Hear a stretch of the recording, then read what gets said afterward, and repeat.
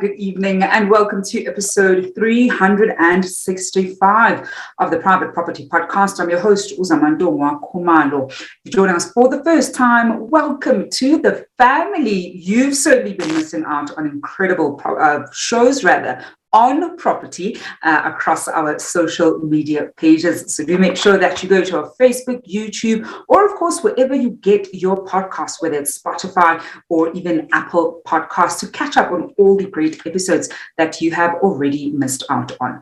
And for all our regular viewers on our Facebook page, Instagram, YouTube, welcome to it. You know how we do it. Every single weekday, you and I have an appointment at 7 p.m. where I'm always in conversation with a property expert who helps us make better property decisions. And it doesn't matter where you are in your property journey. This is the show that helps you on your property needs. And talking about your property needs, you of course know at home that you can also tune into a whole host of other shows that Private Property has across its social media pages every weekday at 8 p.m. Mbali Nwoko on the Farming Podcast. And she's on your screens every Tuesdays and Thursdays at that time, tackling agriculture and making sure that we get our fingers green. I think one of the big things, I was saying this to my guest of air, we just had the first, summer rains, proper summer rains. It's kind of been raining for the past 2 hours, my side of town. And we're a bit scared that we won't be able to go on properly because we know that, Joburg rainfall, it does pull a number on our connectivity. But I must say, I'm very excited about the first summer rains. Just earlier today, I was actually planting some spinach. So I know that my garden is absolutely loving the summer rain. So I can't wait to see as the spinach grows and the whole other vegetables that I've already planted in the garden. And of course, talking more of our shows that you can catch every weekday at 8 p.m. Every Mondays and Fridays, you can catch Chad on the Home Shoppers Show, where he takes you through incredible properties that you can find on www.privateproperty.co.za. So do make sure that you tune into that one. He gives us a good taste of what is possible, right? And sometimes it's something to use in your mood board. I know I go to the website very regularly and take screenshots of homes, different properties, and some of them added onto my own mood board for a property that I'm like, this is my dream home and this is exactly what I want it to look like. And on Wednesdays, you can catch Esty Clarkson on the first-time home buyers show, which is always in conversation with people who've not only walked that first-time home buying journey, but have gone on to grow their property portfolios from strength to strength. One of the great episodes that you can look forward to that Esty will be having is that conversation that she had with Proverb, where, of course, they asked you at home, what property questions do you have? And he answered some of your property questions. So that's certainly something that you can look forward to at home. And of course, we are also expanding in terms of what you can look forward to later on this month. You can look forward to the Real Estate Industry Summit. And this, of course, takes place every year. And because it is COVID, this event will be a virtual event. And it is brought to you by Private Property as well as in partnership with ABSA. And it's going to be taking place later on this month on the 29th of October. And it's really is a great opportunity for you at home to be able to expand, on your real estate knowledge. And we talk about this all the time, that you really want to be able to find great nodes of knowledge that you're able to tap into and hear from some of the experts that are going to be speaking. So you can check out the website that is realestateindustryssummit.co.za to get a snapshot of what the program looks like, to book your seat for this virtual event. And of course, looking forward to seeing you there. On the 29th, it's going to be taking place from 9 a.m. until 1 p.m. That's certainly something that you can look forward to at home. And this is the last one. I know there's so much that we've got going on, and that I think is actually testimony to how we've grown and continue to grow from strength to strength. And it really is because of you at home. And because of just that, we want to make sure that every single time that you watch the show, you're able to also stand a chance of walking away with cash. Because we know we all love cash, especially if you've got an interest in property. Every rand counts, and it doesn't matter how little it is. We always talk about, even if you put in an extra 100 rands into your home loan facility, it certainly goes a long way. Well, with this competition, you stand a chance of walking away with 500 rands in cash every single evening. And all you have to do to stand a chance of walking away with the cash prize is to go to our Facebook page, comment on the pinned post where we ask you some of the great tips that you've picked up while watching the show. And of course, if your name gets called out during the show, then you stand a chance of walking away with that cash prize. The only catch is you have to be watching us live so that you can claim your prize down here below while the show is on. And if you do, the money is yours. If we don't have a winner, we roll it over into the money bag and of course continue the following day. So it's that simple. We're always winning, we're always improving, and always wanting to make sure that more and more of us, and I say us because we really have become a family, learn as much as we can about property and make the most informed property decisions. So I do want to find out from you at home, how you're keeping this evening, and of course, who is in class watching as we kickstart this evening's show.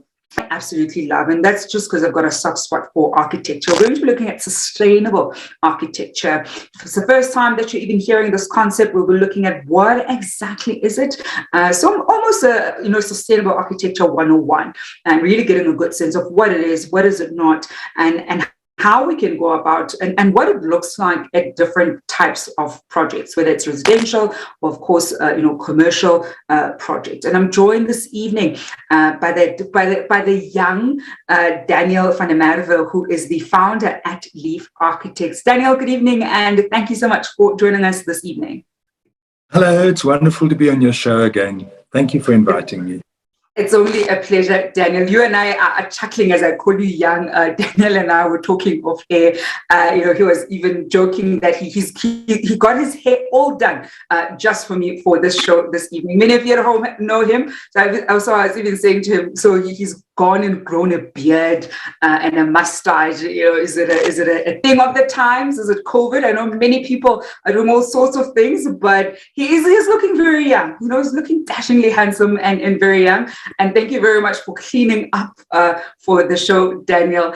And I think to kickstart us with our conversation and looking absolutely amazing is when we talk about sustainable architecture, what is that? What does that even mean, sustainable architecture? I think sustainable architecture, really, the primary goal is not only do we try and save the planet one step at a time, But in other words, it's about using the resources on the planet more effectively and more sparingly. But it also means money in your pocket. So it's really about efficiency. So it's about smart building design, and it is about using the available technology. The days of just using energy and using electricity indiscriminately it's really over. As you know, Eskom, with all our blackouts and the price of electricity, as you know, has gone up by 385% over the past few years. So it's really a concern. It's not only about saving the planet, it's also about saving money. Daniel, as you were talking through that, and one of the big things you were saying is minding your pocket. Part of me, thought about how I know there's probably somebody at home thinking, oftentimes when you talk about, going green or anything that has to do with sustainability, people often think about the cost of that and thinking that if anything, that's just going to cost me more. Whereas obviously we're talking also about the sort of long-term costs, and not just the costs sort of upfront when you're building. When we think about, people who are worried about the costs, what would you say to them? Because I know that one of the things, and we've spoken previously about even going green in our homes, whether you want to, for example, use solar, and just the different ways you can be more economical when it comes to sort of energy usage. And I know that one of the big pressure points does tend to be the cost of, I'll say, making that change from what we are currently used to. And unfortunately, people don't also then factor in what we currently spending and the potential then save in that regard. So what would you say to people who are very cost conscious, especially those who are looking at, your more residential projects that are not sort of high-end residential projects? Yes. Firstly, I think what is required is a mind change and a behavioral change. If I can use the plastic bag kind of concept, where, in supermarkets, they started charging plastic bags, and that didn't seem to help really. But the moment that supermarkets started issuing recyclable bags and bags that you can use more than once, I certainly made that change. I certainly don't use plastic bags anymore, and I save money. I don't throw things away. I recycle it. I reuse it. Vegetable peels goes onto the compost heap. So, it's firstly, it's a mindset change. And secondly, then the moment that you can see, if you implement small steps, for example, probably our most single expense is energy. So in a case where you've got an existing house, you can do simple steps. You can do things like just changing your light bulbs to LED light bulbs, which consumes 20% of the electricity of a normal traditional light bulb. You really can reduce your water heating bill very effectively. I'll give you an example. I switched over to gas geysers, which means it's not an electric geyser that runs and keeps the water hot at a certain temperature over time. It heats the water instantaneously the moment that you need it. The moment you turn up a tap, that is when the gas kicks in, and that's when you get hot water. And I can tell you that in my personal experience, I've saved 1,500 Rand a month on my electricity bill. Now that, if you think that you can get a gas geyser for anything from 6,000 to 12,000 Rand, you can really pay that geyser off very quickly. So that's the first thing that you can do. The second thing that you can do. The third thing that you can do is really, if you're going to buy new appliances, if you're going to buy a new washing machine or a new fridge, look for the Eco label. The new generation of appliances are far more energy efficient. They use less water, and by the way, they're much quieter as well. So next time that you go and buy a washing machine or a dishwasher, look at an energy efficient make.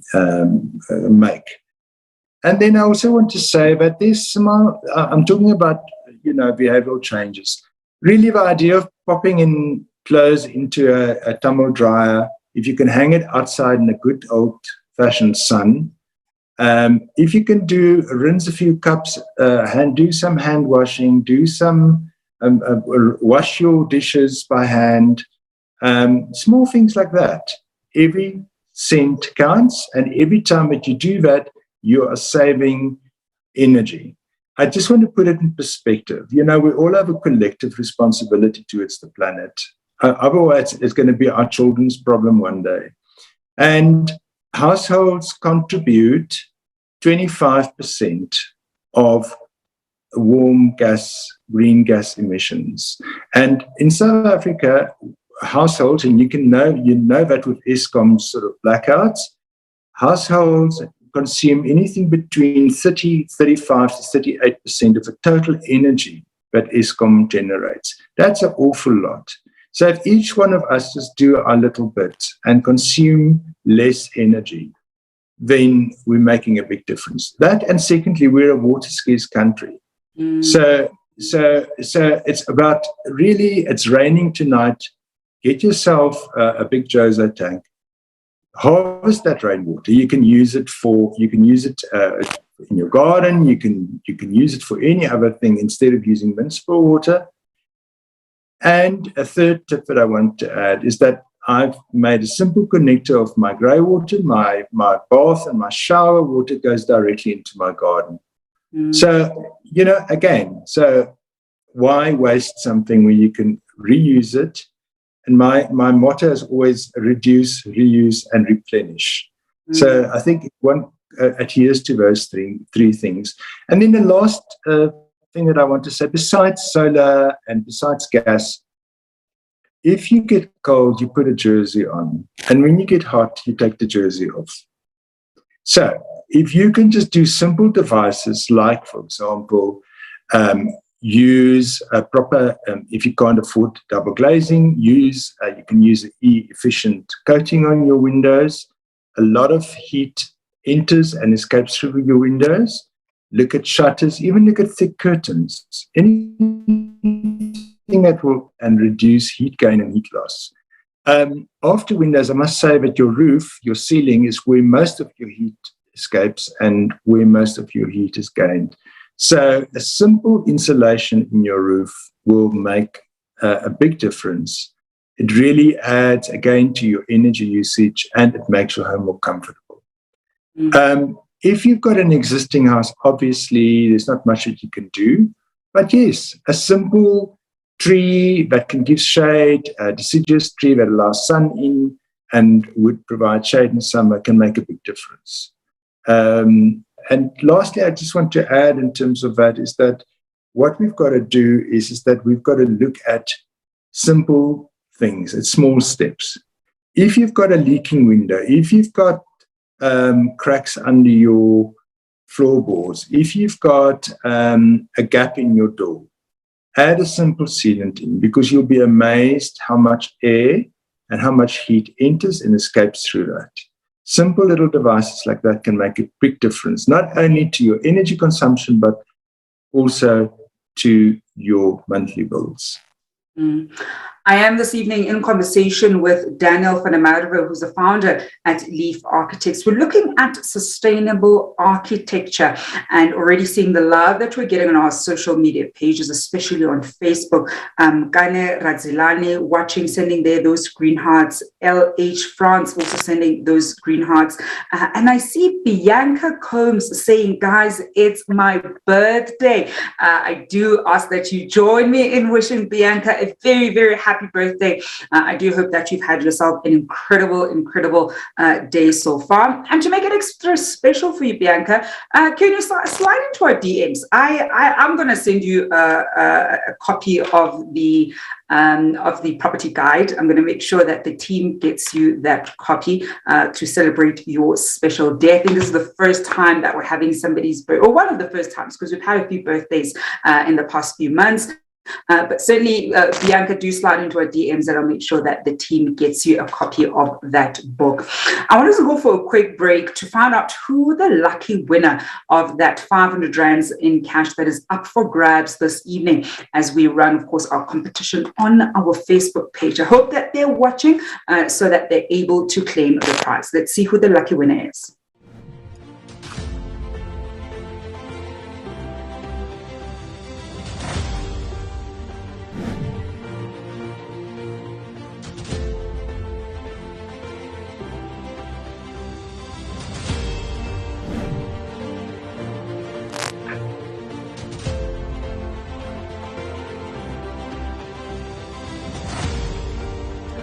And that lucky winner this evening of that 500 rands cash prize is Lebogang Kolotse. Lebogang Kolotse, I hope you're watching. Drop us a text down here below in order to claim your prize.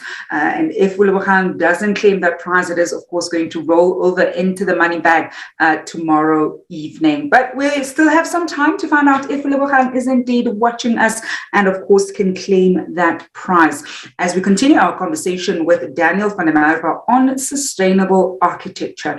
Now, Daniel, I think you've done such a great job at pointing out some of the behavioral changes that we can certainly make at home that obviously adds to the bigger conversation around sustainable living and making sure that we're very conscious of our energy usage and trying to, of course, watch our pockets, because I think one of the really, really big things is costs of everything are going up. We saw the hike, the rate hike a few months ago. We know that petrol prices going up. So we really do want to, find different ways that we can save money, regardless of where exactly we are saving. And I've got a few comments here from our viewers at home who also share that particular sentiment on our Facebook, page. And we've got Utembale Tumakanda saying, "Wish I could save on levies and a special levy," and that's a huge one. And I think with that one, on the levy front, that's one way. And I certainly, say Tembale to watch some of the episodes we've done on levies, because there are different ways to also get a sense of why your levy amount might be what it is. But where special levies are concerned, we know that we sometimes tend to find that special levies get raised when adequate planning wasn't done. And now they have to raise a special levy in order to pay for that particular thing. And, one of the big things that we tend to raise special levies for instance, is even around a paint job, whereas we're able to save up for that particular job, as opposed to sort of waiting the last hour for it and having to raise those special levies. Semi Matlantz is saying electricity is so expensive. I'm considering solar geyser system installation in my property. Umatha Shingang is saying doing laundry by hand is a bit extreme for me, but I'm all for saving the earth. I am big on that. Kana Radzilani is saying that's a good thing to use water from the bathroom to your garden. It's actually saving water, fam. And that's a big thing. I think, grey water and being able to really reuse your bath water for your garden is a game changer, especially when you've got a big garden. And even when you have a small garden. Now, Daniel, I think one of the things then when we talk about sustainable architecture, and we look at, for instance, a residential project, what does that then look like for somebody who is about to build?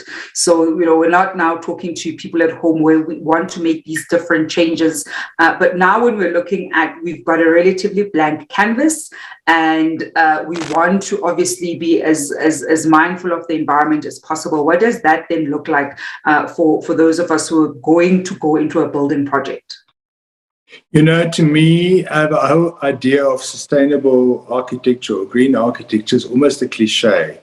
It's something which everybody's bandied around.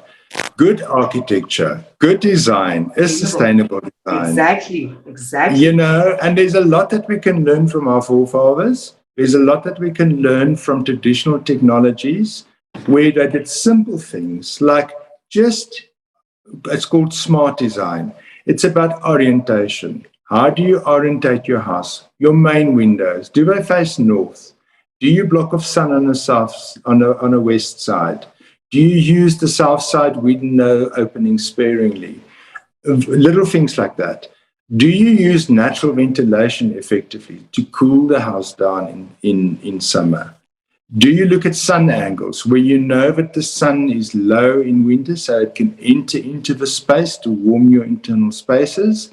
And by using your roof overhangs and patio spaces, veranda spaces effectively, you can block the same sun out in summer because the sun sits higher.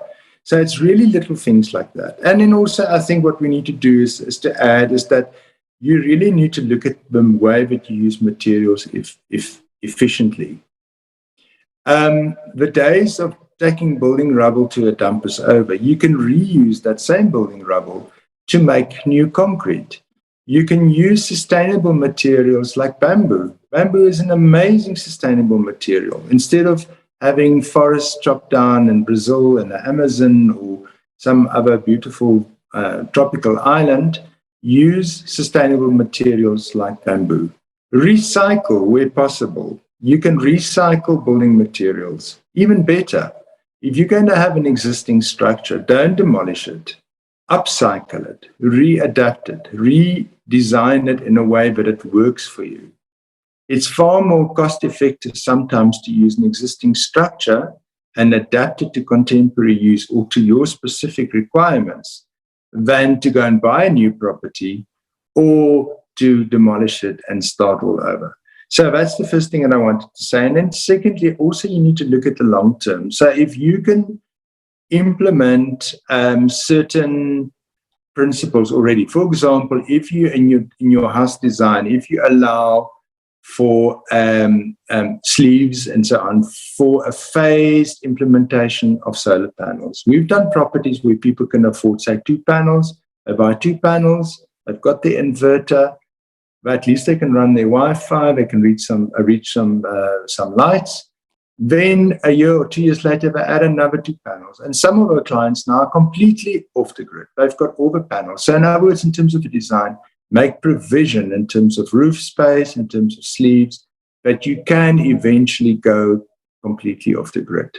Rainwater, I mentioned. Rainwater harvesting and using it more effectively really is another way of saving resources. So I think it's about energy efficiency.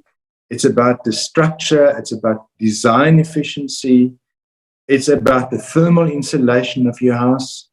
When we design properties in colder climates, Eastern Free State and near Lesotho and those areas where it often snows and gets very cold, we actually allow for insulation not only in the roof, but also in the walls and in the floor, because that's where the cold comes in and that's where the heat also can enter or escape. So the little things like that that can really assist you greatly towards achieving a more energy efficient and a more sustainable green environment. And by all means, invite plants into your home. I'm a great gardener. I've got plants all over me and all around me. And it's amazing what plants can do in the home.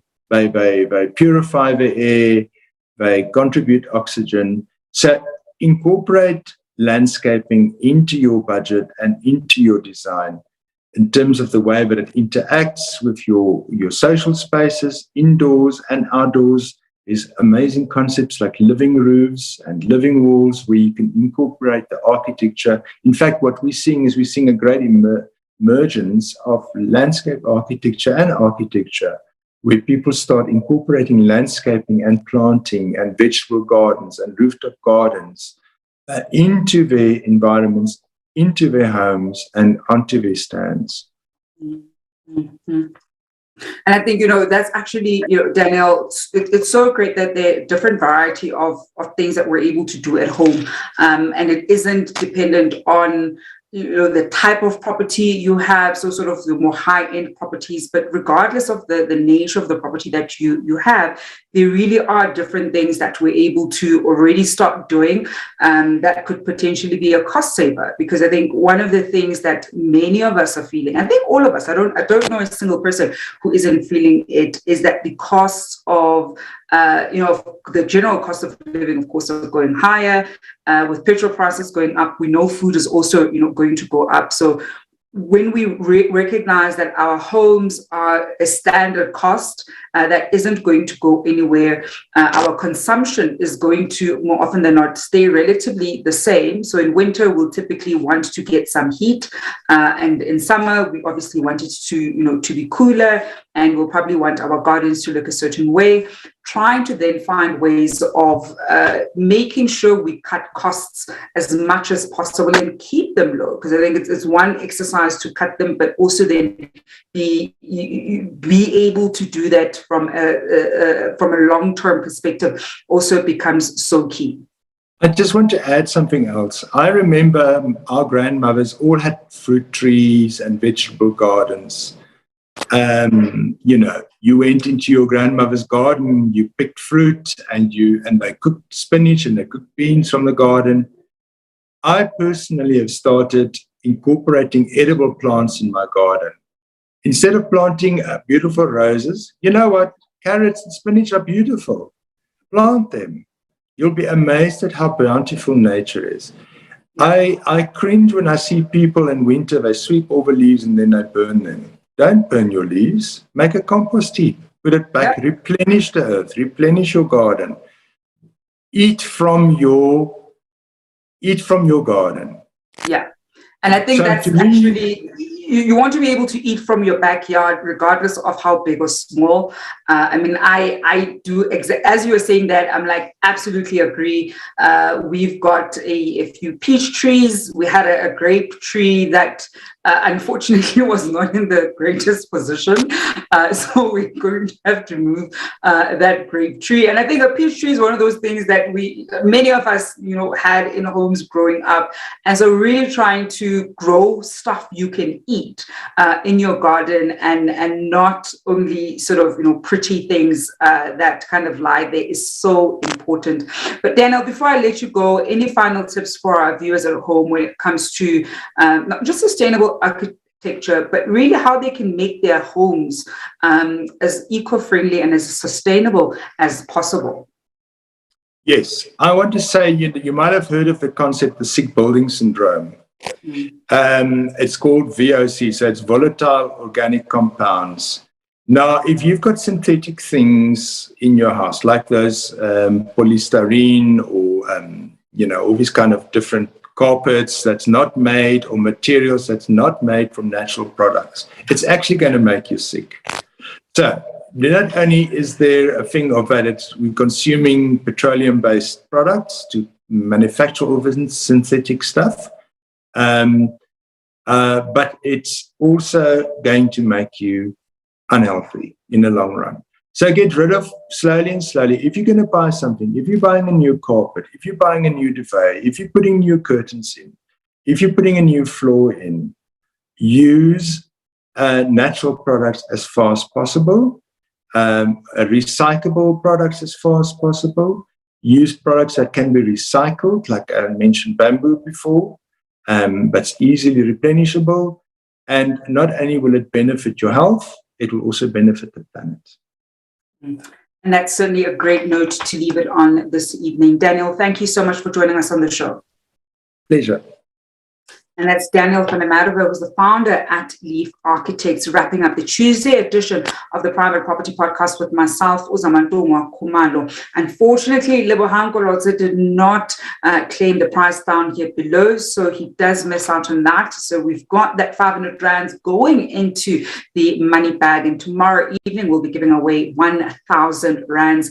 Remember, if you know that you've entered the competition, you've commented on the pinned post, make sure that you watch the show, because we could be calling your name out loud, and of course you stand a chance of walking away with that money. Well, that's it from myself, Uzamantungwa Khumalo, and the rest of the team. Happy birthday again to Bianca. I hope you've slid into our DM so we can get you your birthday present. I'm off. I'm going to be back on your screens tomorrow evening at 7 p.m. But do stay tuned for Umbalini at 8 p.m. We'll be bringing you the farming podcast. Until then, hope you're staying home and staying safe.